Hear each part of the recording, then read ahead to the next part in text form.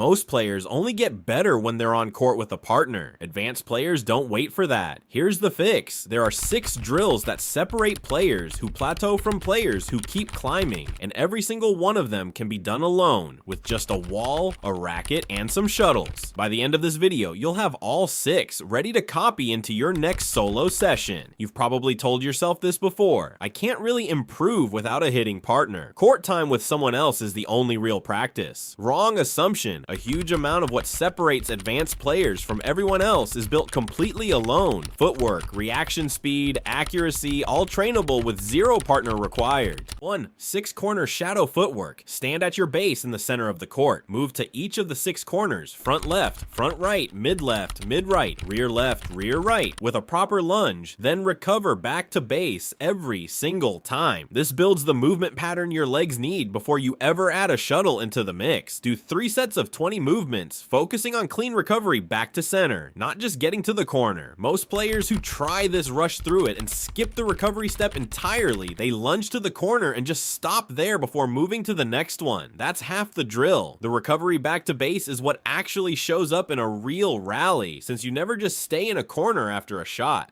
2. The split step reaction drill. Stand at your base and perform a small, quiet hop, then immediately push off toward a random corner, as if reacting to an opponent's shot. Return to center, pause, and repeat toward a different corner. This is the same split step timing we've covered before, and drilling it alone, without the pressure of an actual rally, is exactly how advanced players make it automatic instead of something they have to think about mid-match.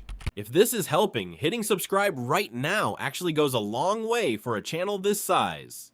3. The serve zone grid. Divide your service box into 4 sections using tape or cones. Hit 10 to 20 serves into each specific zone, tracking your accuracy for each one. Most players only practice serving to clear the net. Advanced players practice serving to a location, on purpose, every time. This drill builds that precision under 0 time pressure, so it's already there when a real point matters. 4. Self-feed stroke repetition. Stand mid-court with a stack of shuttles. Toss one up with your non-racket hand. Execute your chosen stroke, clear, drop, or smash, and recover to center before the next toss. Cycle through each stroke for 3 to 5 minutes. This isolates your technique completely. No rally chaos, no reacting to someone else, just clean repetition of the exact motion you're trying to groove. This is also where you fix the contact point problems we've talked about before. If your smash keeps landing at a different spot on your racket every time, this drill is where you actually notice it and correct it, because there's nothing else happening to distract you from your own mechanics. 5.